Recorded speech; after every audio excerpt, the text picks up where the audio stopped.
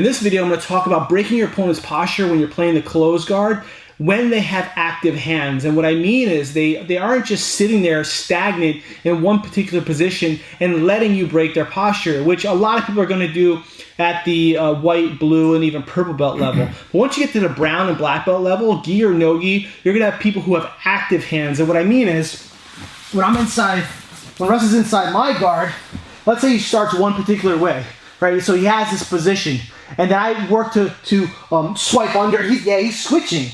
He has active hands on me. I'm coming through. I'm trying to do all these different things. I'm trying to do my elbow breaks, all this stuff here, and he has active hands on me. He's basically saying, no, I'm not letting you get a solid control on me, so then that way you can break my posture, right? And at this point, while they're playing active hands, they're looking for openings to either open my guard, they're looking for openings where I open my guard voluntarily, right? Or they're looking for openings for them to stand up, all right? So they're looking for all of these different things as they're playing their active hands. I call the sticky hands, and I go over this in a lot of detail in the Grappler's Guide and the proper way to play this.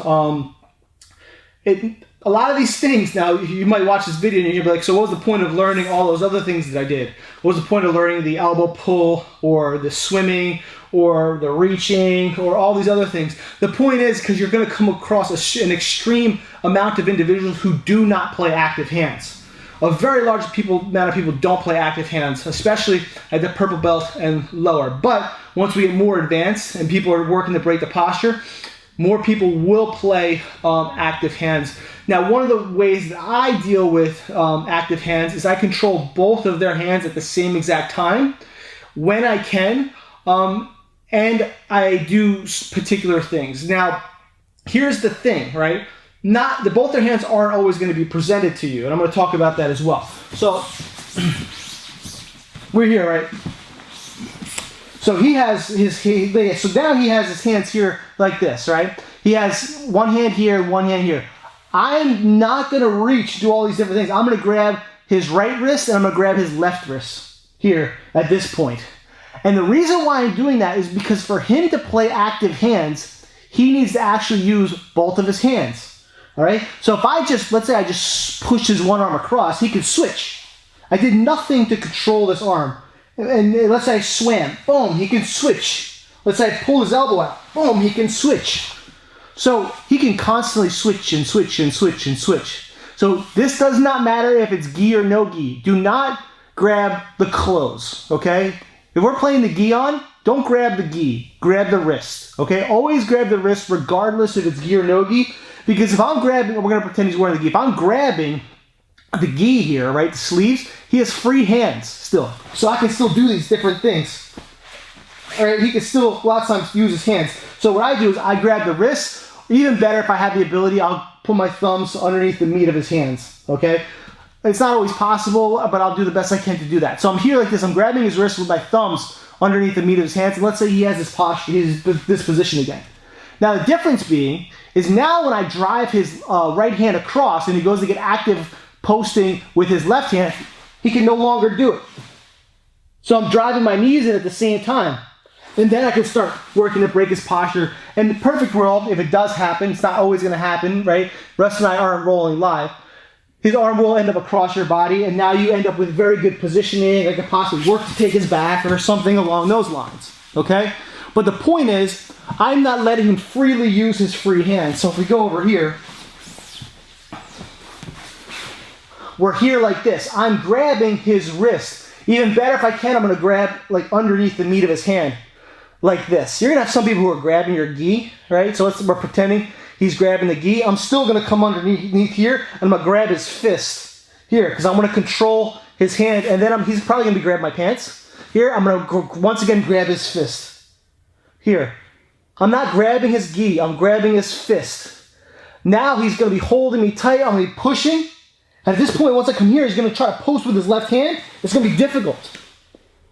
And I drive my knees in. Driving your knees in are extremely important with this because you're no longer relying on you basically sitting up as much because you're preoccupied with his hands. You're relying on moving his hands either this way or this way, or I'm going to cross them. Okay? And then I drive with my knees and my hips, and then I'll grab his head. and then I get the posture and I start working my attacks on them. So if the person is really active, right, oh, we're here, I'm trying to do all these different things, I'm fighting the hands now. So now when he goes to grab, I go here. So let's say I do this, right? And he goes to post with his right hand. I can't reach his right hand. And I go to drive across and he posts. He's giving me his right hand now.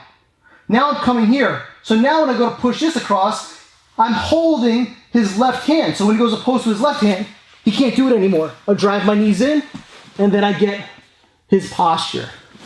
Okay, so hopefully this makes sense to you, but this is one of the best ways to deal with this, okay? This is one of the best ways to also deal with what I call sticky hands, because you need to preoccupy their arms and their hands. It's very, very important. It's very important because if they have, let's say if I'm inside Russ's guard, and he's not doing this, you know, the way I do it is he goes to get my posture, and don't do this, just do the normal posture breaking stuff. Here, I'm just going like here. I'm focusing on particular areas. But if he holds both of my wrists, and even my hands, and now when I go to do the same thing, it becomes much harder. He's gonna be driving his knee. Once my head gets low enough, he's gonna be grabbing my head. Now he broke my posture already. Now he has to work his game, and then I have to work to get my posture. Now me, as the person inside the guard, there's other more advanced things that I can do to stop him from doing this.